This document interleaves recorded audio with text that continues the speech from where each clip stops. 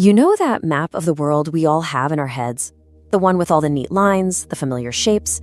It feels permanent, right? Inevitable. Well, what if I told you that map isn't a picture of reality at all? What if it's actually a picture of a crime? Because the map on your wall, the one you think you know, is a lie. So let's just dive right into it. This isn't just about some dusty old maps. It's really about asking a fundamental question.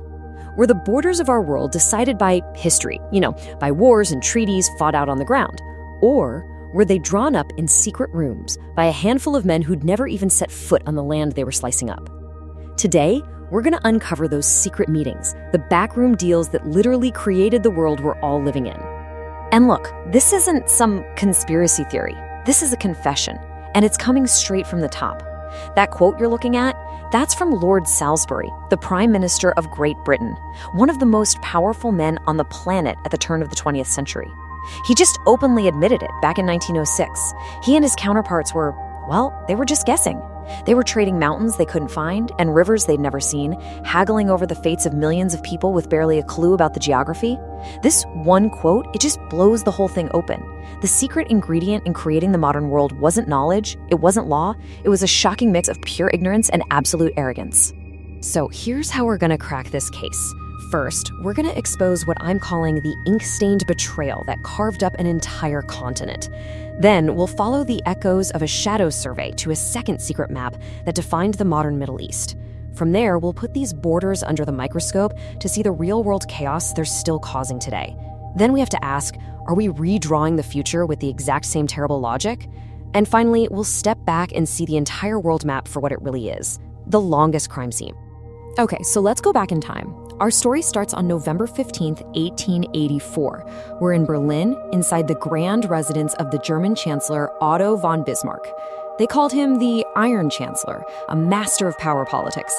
And on this day, he gathered the most powerful men in the Western world, not to stop a war, but to formalize a conquest.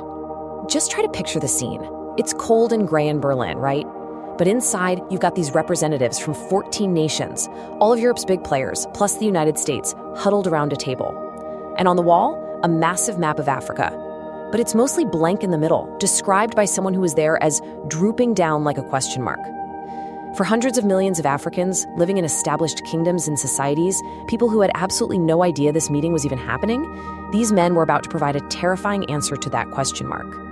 But really, the most important detail of this whole meeting is who wasn't in the room. You have 14 foreign powers sitting there, ready to decide Africa's fate, and there were precisely 0 African representatives present. Not one king, not one chief, not a single elder was invited or even consulted. A continent of ancient empires, complex societies, and literally thousands of distinct cultures was about to have its entire future decided by people who saw it as nothing more than an empty space on a map, a prize to be claimed. So what was guiding their pencils as they drew these lines? It wasn't people, it wasn't culture or history. No, it was just cold colonial logic. Priority number 1, rivers. They were the highways needed to get resources out of the interior. Priority 2, mineral deposits. All the rumors of gold, diamonds, and especially rubber. And number 3 was what they called strategic denial, basically drawing a line just to block another European country from getting a piece of the pie. They used rulers to draw straight lines across deserts and mountains, splitting ethnic groups right down the middle, lumping rival kingdoms together into one new country. The millions of people who actually lived there, they weren't just a low priority, they weren't a priority at all. And the result of that conference? It was immediate. And honestly, it's just staggering. In 1870, before this so-called scramble for Africa really kicked off, European powers only controlled about 10% of the continent, mostly just little spots on the coast. But after the Berlin Conference set the rules for the game, which were basically, if you can plant a flag there, you can claim it, it started a complete feeding frenzy. By 1914, just over 30 years later, that number shot up to 90%. 90%, an entire continent conquered and divided in a single generation. Behind every single one of those lines on the map, there's a human cost. And sometimes that cost is, it's almost unimaginable.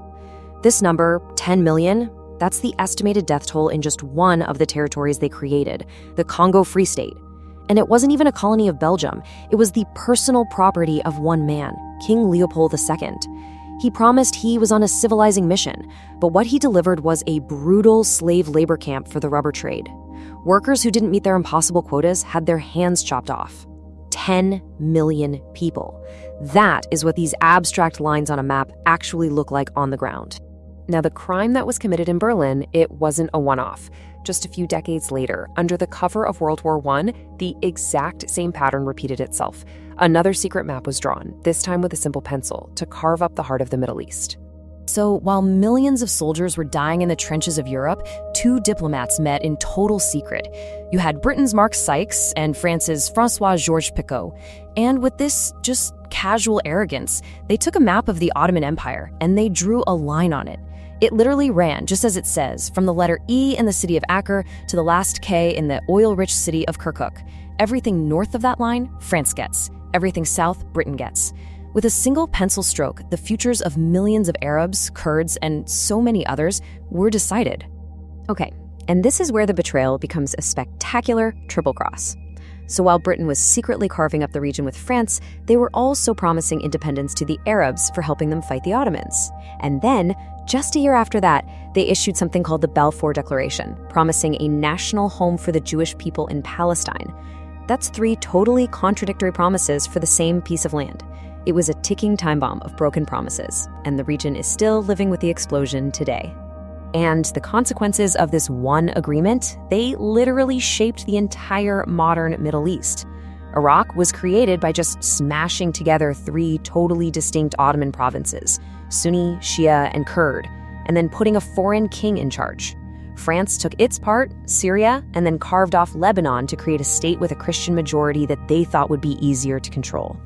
And maybe the greatest tragedy of all, the Kurds, a nation of 30 million people with their own culture and language, were just left stateless, their homeland chopped up between Turkey, Iraq, Syria, and Iran. So this really brings us to the heart of the matter. This is not just dusty history. The lines that were drawn in Berlin and London are not relics. They are the active fault lines of the 21st century, and they are bleeding right now, today. This comparison is just stunning. If you put the colonial borders from the 1800s over a modern map of Africa, it's almost a perfect match. When African nations finally won their independence in the 1960s, they had an impossible choice. Either keep these crazy artificial borders or risk a massive continent-wide war by trying to redraw them. They chose what they thought was stability and agreed to keep the borders as they were.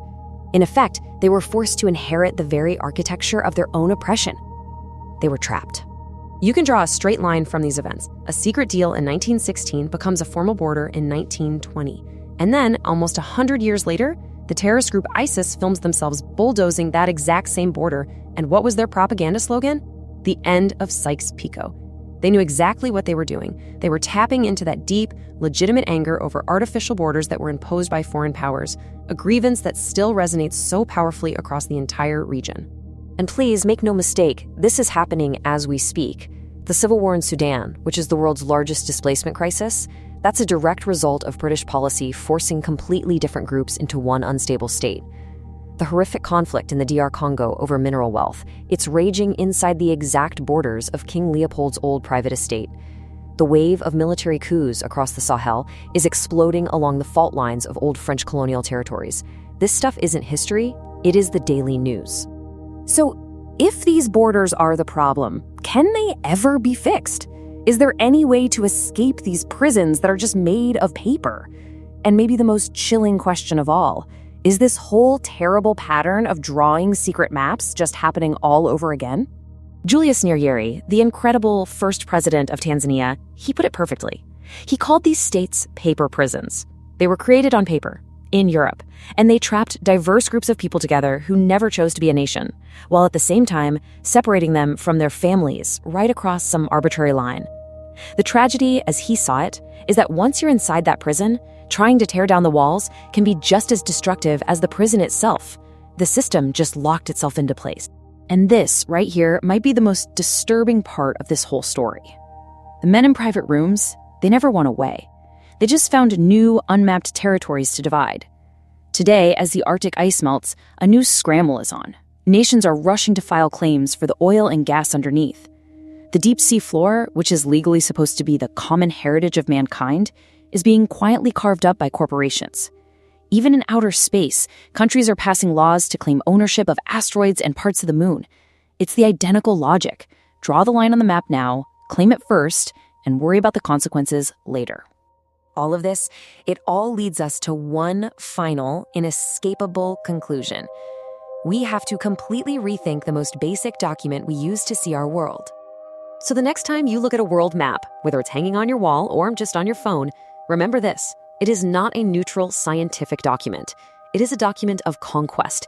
It's the evidence of secret deals, of cynical betrayals, of pure greed disguised as geography. Every single line on that map represents a decision made by a powerful few that impacted the lives of millions then and millions more today.